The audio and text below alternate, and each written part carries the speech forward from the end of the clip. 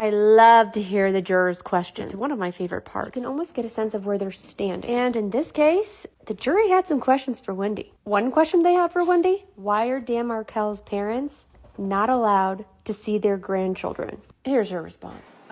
Well, they were allowed to see the grandchildren for 2 full years. And Great memory. I used to cook meals for them and arrange play dates. We had sleepovers. Wait, that was 5 years ago. How does she remember this? She doesn't remember anything else. And then I found out that that Ruth Markel had reached out to a foster care agency to try to place my children with that agency.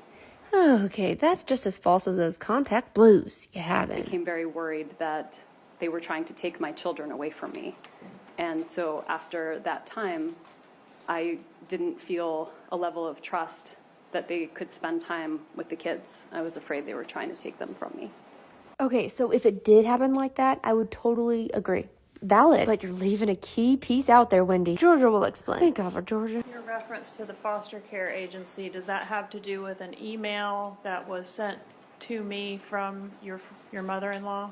Yes, it does. All right, that Dan's mother.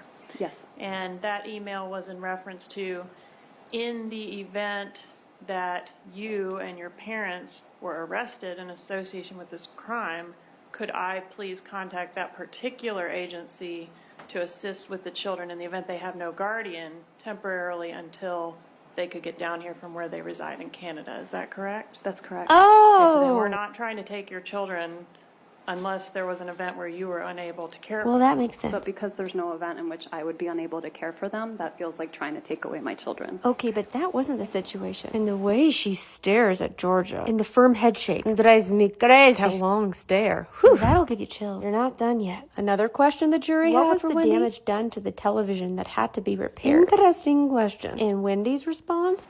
I think one of my kids might have thrown something at it, so there was a crack in the TV.